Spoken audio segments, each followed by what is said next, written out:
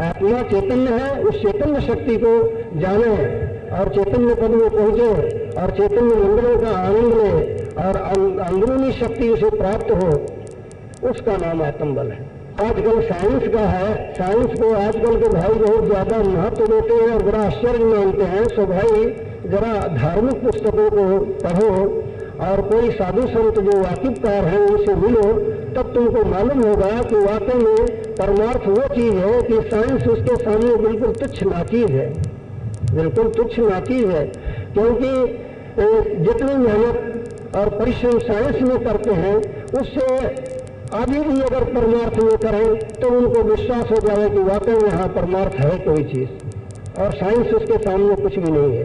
लेकिन ये बाह्य तरीका है, यानी बाहरी तरीका है, ये थोड़ा दिखता है और उसमें मान प्रतिष्ठा मिलती है। और परमार्थ में चलने से क्या होता है कि उधर को पहले दिखता नहीं, पहले मन के खिलाफ कार्रवाई करना पड़ता है और उसमें ये मान बढ़ाई को मटिया मेट करना पड़ता है, उसमें मान बढ़ाई को मटिया मेट करना पड़ता है। इसलिए क्या नाम उधर की तरफ मन झुकता नहीं, क्योंकि मन रसों का रसिया है, संसार के रसों का रसिया है, इसलिए उधर झुकता नहीं। तो इसीलिए लोग क्या नाम इधर बाहरी जो अब दरअसल पूछा जाए तो साइंस क्या है कि एक हल्दी की गांठिया पर पसारी का बाजार खोलना है, और परमार्थ वो चीज है कि जिसका भी बयान नहीं किया जा सकता।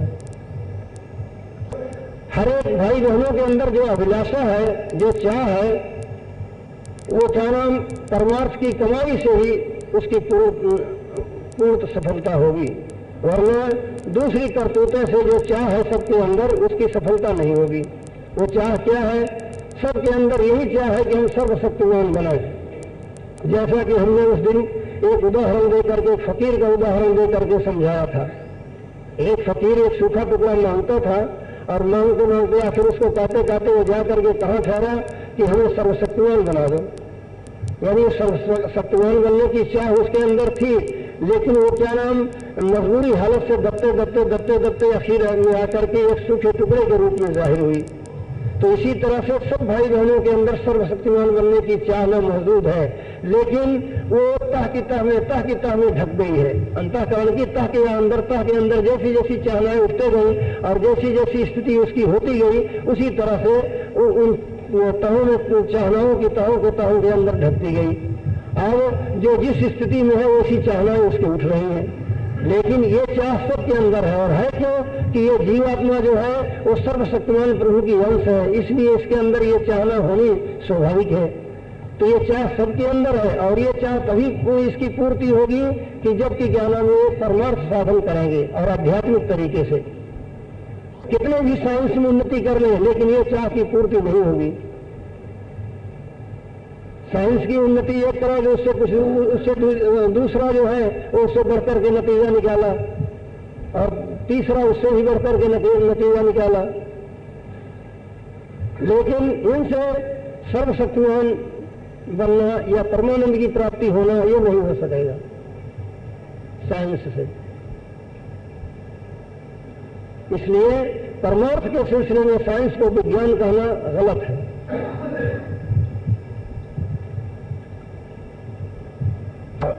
सब भाई बहन सुनते जाइए, परमार्थियों की किस्म ही जुदा होती है। न तो कोई दुखी होने पर भक्ति कर सके, न सुखी होने पर कर सके। परमार्थ की यानी भक्ति करने वाले की किस्म एक न्यारी होती है। जैसा कि कल रात को बयान किया गया था कि जब दया की धार जीव को काबिल बना लेती है तब वो भक्ति में लगता है और तभी उसे गुरु की पहचान आती है और मालिक की महिमा उसकी समझ में आती है। और जब तक दया की धार काबिल नहीं बनाई है तब तक उसकी समझ में बातें आती नहीं। देखो धर्मदास जी अपने समय के बहुत बड़े धनाढ्य थे, बहुत बड़े धनाढ्य थे। समुद्र में माल की जहाजें चलती थी, देशावरों से माल आता था और देशावरों में माल भेजते थे। और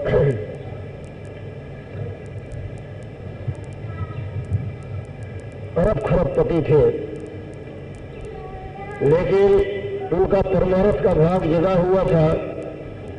अभी धर्मदास जी के शब्द बोले थे, उसमें कहे कि धर्मदास गरीब को अपना कर लीजिए। प्रार्थना करते हुए कहते हैं कि हे प्रभु, मुझ गरीब को आप अपना लीजिए, अपना बना लीजिए। तो इस तरह से परमार्थ की किस्में जुड़ी होती है। अब देखो, कई जीव बहुत से दुखी होते हैं, अस्पतालों में कई दुखी हैं और कंगाल हैं और भी तरह दुखों से ग्रसित हैं, लेकिन भक्ति की तरफ उनकी रुझान नहीं होती, बल्कि उनसे कहा जाए कि परमात्मा का नाम ले, राम राम करो तो नहीं आएगा, माई और बप्पा ये सब पुकारेंगे, मालिक का नाम नहीं आएगा। और जो सुखी है वो भी इसी तरह अपने ऐशो आराम में और सुख संपत्ति में भूले हुए हैं। लेकिन जिसको दया की धार काबिल बना ली है, जिसका परमार्थ का भाग जग गया है, चाहे वो धनाढ्य हो, सुखी हो, और चाहे कंगाल हो, दुखी हो, वो किसी हालत में हो वो भक्ति करेगा। और जब सच्चे पूरे गुरु से भक्ति के सही तरीका मालूम करके भक्ति करेगा तो भक्ति का फल और फायदा भी वो तत्काल ही देख सकता है। आजकल के कुछ लोग भक्ति की मजाक उड़ाते हैं और कहते हैं कि आजकल क्या हमेशा से ही यही रिवाज रहा है कि भक्ति करने में क्या फायदा, जिनको कि दुनिया का और गृहस्थ का सब ऐशो आराम इकट्ठा है, प्राप्त है और सब काम अच्छी तरह से चला जा रहा है और परमार्थ का भाव नहीं जगा है, तो भक्ति में भक्ति करने वालों की मजाक उड़ाते हैं। लेकिन ये उनकी भूल है। इस पर एक उदाहरण याद आ गया कि बलख के बादशाह शाह इब्राहिम बादशाही छोड़ करके फकीरी लिए थे, और वो ऐसी फकीरी नहीं लिए कि जैसे कि लोग फकीरी ले लेते हैं, घर द्वार छोड़ देते हैं। वो क्या नाम बादशाही के करते हुए और सब परमार्थ के सब भेद और उसके गुण रहस्यों को जान करके उन्होंने बादशाही को छोड़ करके फकीरी लिया था। उन्होंने फकीरी लेकर के खूब अच्छी तरह से भजन किया था।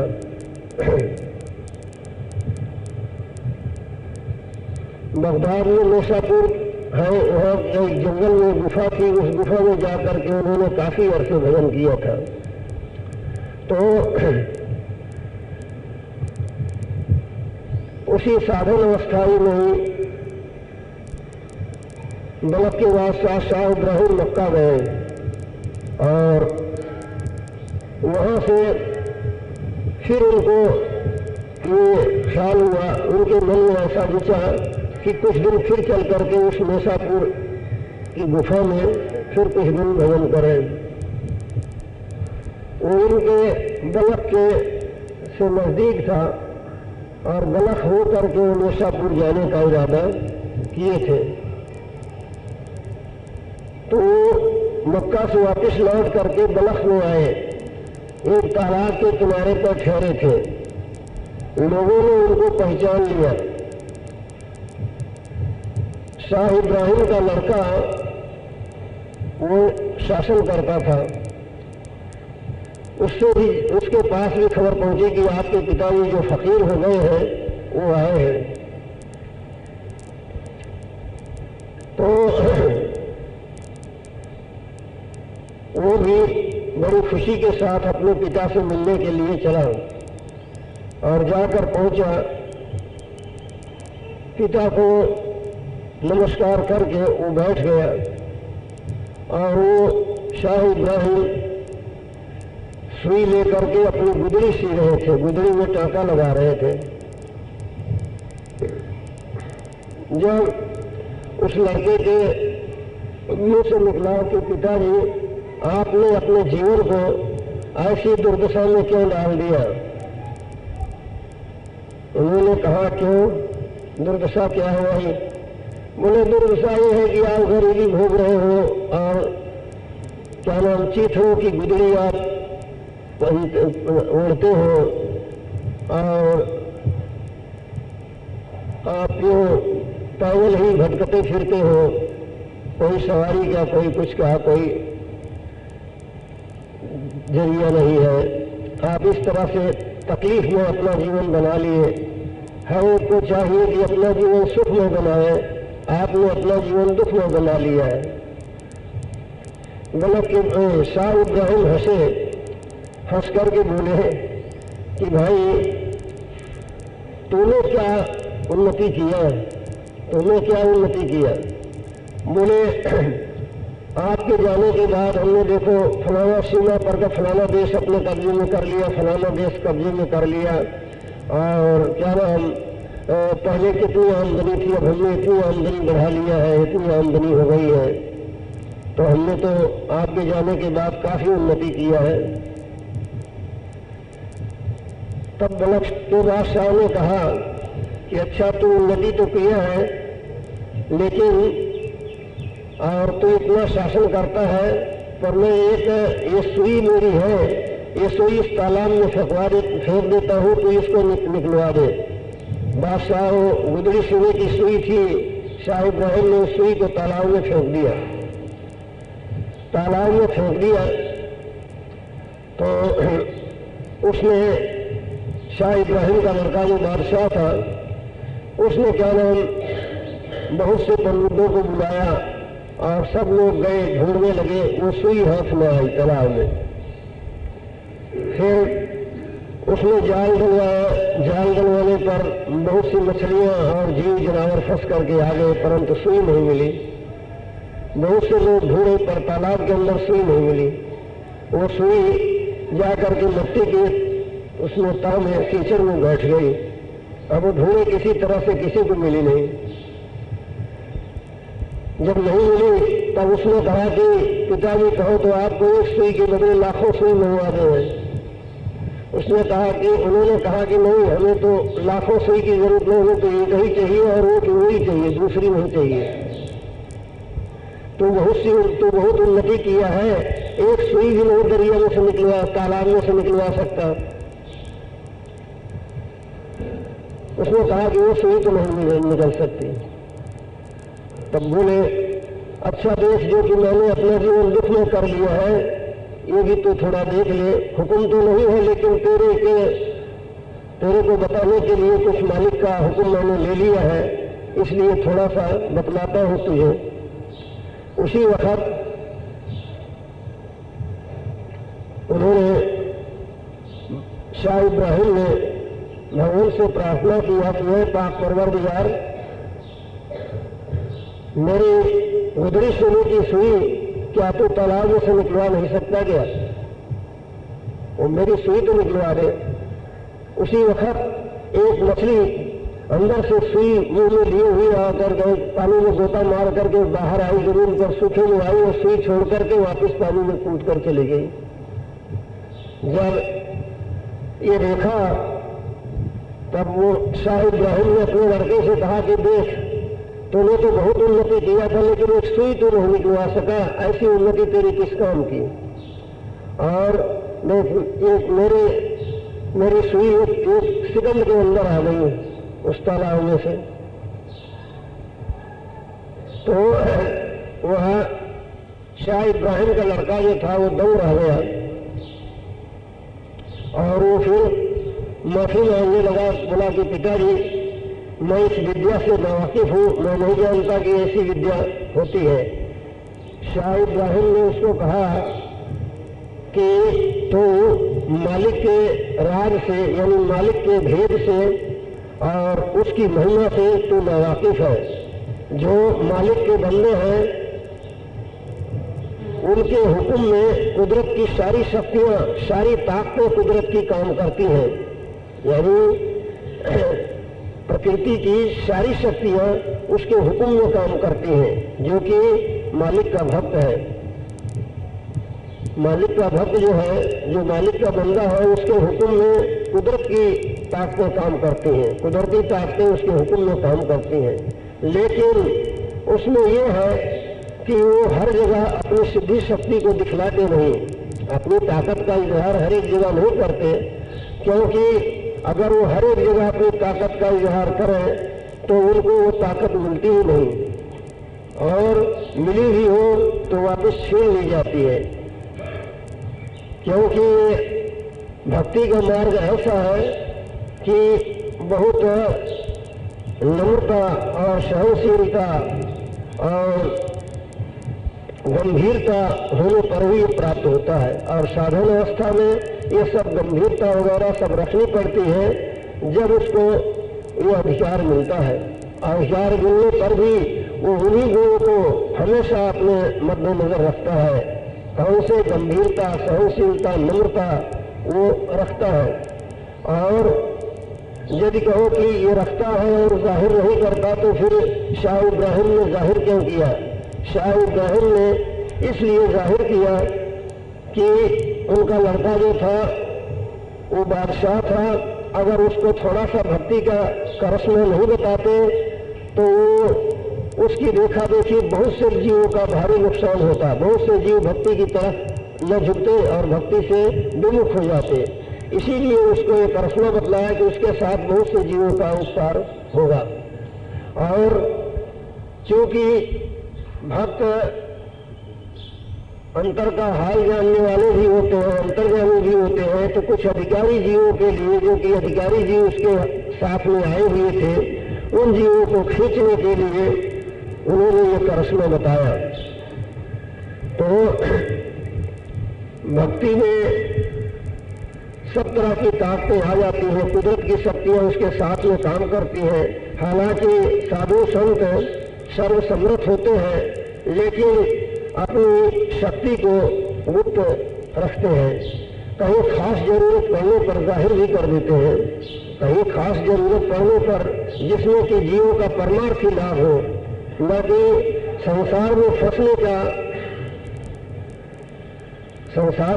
का साधन नहीं बतलाते। संसार में फंसने का साधन तो दुनिया में तमाम चारों तरफ जिधर नजर फैला उधर संसार में फंसने का ही साधन है। साधु संत जो है वो संसार से, भवसागर से निकाल करके जीव को पीयू से मिलाने वाले हैं। इसलिए उनकी सारी कार्रवाइयाँ इसी ख्याल से होती है, इसी उद्देश्य से होती है कि जीव संसार सागर से निकल करके और अपने प्रीतम से मिले, बंधनों से छूटे, मुक्त हुए। इस ख्याल से, इस बात को मद्देनजर रखते हुए वो उचित समझते हैं जहाँ पर अपनी कुछ सिद्धि शक्ति भी जाहिर कर देते हैं। वरना वो यूं हर एक जगह सिद्धि शक्ति जाहिर नहीं करते, क्योंकि जैसे संसार में ये ठगने वाले होते हैं, वो हर एक जगह क्या नाम अपना जो कुछ थोड़ा बहुत जानते हैं उसको जाहिर करते रहते हैं। और संत महात्मा जो है वो अपने सिद्धि शक्ति को, अपने गुणों को अधिकारी के प्रति खोलते हैं। जैसा कि कबीर साहब ने कहा है कि हीरा कहाँ न खोलिए जहाँ खोटी हो हाट, वहाँ जहाँ हाट खोटी हो वहाँ हीरा नहीं खोलना। मतलब हीरा क्या है? शब्द का हीरा है, हरि नाम का हीरा है। और वो खोटी हाट क्या है कि जहाँ जीव विषयी है, पामर है, उनके सामने उस भक्ति का भेद बयान नहीं करना चाहिए, क्योंकि उससे भक्ति की हजू होगी और कुछ फायदा न होगा। इसलिए जहाँ भक्ति के अधिकारी जीव भक्त हो गए, उनसे वह भक्ति का भेद और गुण रहस्य भगवान का बयान करना चाहिए। और दूसरा उदाहरण है कि जैसे वेश्या होती है, वो बैठ करके नजारे मारती रहती है रास्ते के ऊपर, और पतिव्रता स्त्रियां जो होती है अपना सिर नीचा करके चलती है, उनकी नजर नीची रहती है। इस तरह से भक्त जो है वो हमेशा अपनी सिद्धि शक्ति को, अपनी ताकत को छुपा कर रखते हैं। और जो कि क्या नाम ऐसे वैसे हैं जिनके अंदर भक्ति नहीं है, जो दुनिया को रिझाने के लिए काम करते हैं, उनके कुछ थोड़ा सा जरा सी कोई बात हुई तो उसको चट जाहिर कर देते हैं, क्योंकि उनकी उतनी ही है। तो साधु संत जो होते हैं वो हमेशा मालिक के लाडले होते हैं, और ये हमेशा भक्ति जो है छुप करके चलने से ही भक्ति बढ़ती है। जैसा कि पंतु साहब ने कहा है कि जिन जिन पाया वस्तु को तिन तिन चले छुपाए, तिन तिन चले छुपाए प्रगट में होए हरकत, भीड़ भाड़ से डरे भीड़ में नहीं बरकत, ठग है सब संसार जुगत से चले ये पानी, धनी भया जो जात मिली हीरा की खानी, जो हो रहते गुप्त सदा वो मुक्त में रहते, उन पर आवे खेत प्रगट जो सबसे कहते, पलटू कहिए उसी से जो तन मन दे ले जाए, जिन जिन पाया वस्तु को तिन तिन चले छुपाए। मतलब इसका कहने का ये है कि जीवों के जब अंदर भक्ति की उमंग देखते हैं, कोई जीव कुछ भक्ति की चाह न रखता है या दया की धार में उसको काबिल बना लिया है, तब फिर संत महात्मा उस गुप्त भेद को खोलते हैं, और वह अक्सर ज्यादातर एकांत में खोल करके जीवों को समझाया जाता है। और आम में भीड़ भाड़ में जीवों को हर तरह से भगवान की तरफ, मालिक की तरफ झुकने का उपदेश किया जाता है, क्योंकि जीवों के ऊपर माया का पर्दा पड़ा हुआ है।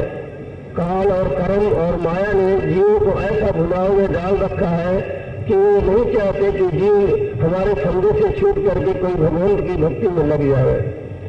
इसलिए सब जीव माया के प्रेरे हुए हैं, काल कर्म और माया के प्रेरे जीव उन्हीं की तरफ झुकते हैं।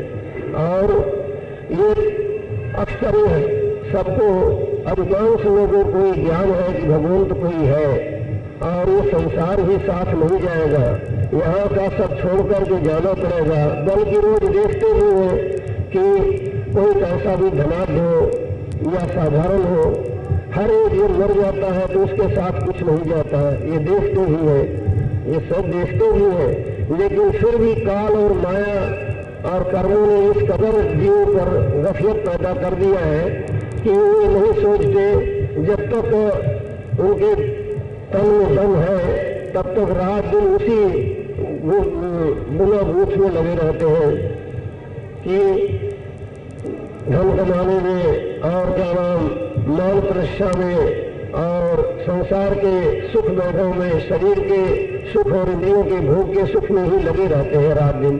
और बल्कि भगवान की तरफ उनका चित्त भी नहीं जाता कि कभी थोड़ा बहुत बैठ करके उसका नाम तो ले, माला तो फेरे।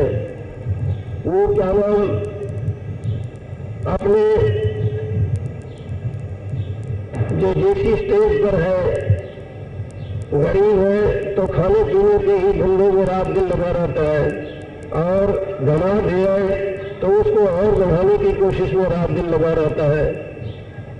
उनको भगवान की याद ही नहीं आती कि भगवान कोई है, मालिक है, कोई खुदा है, कोई राम है, रहीम है, कुछ याद ही नहीं आता। बस उसी रात दिन संसारी धंधे में लगे रहते हैं।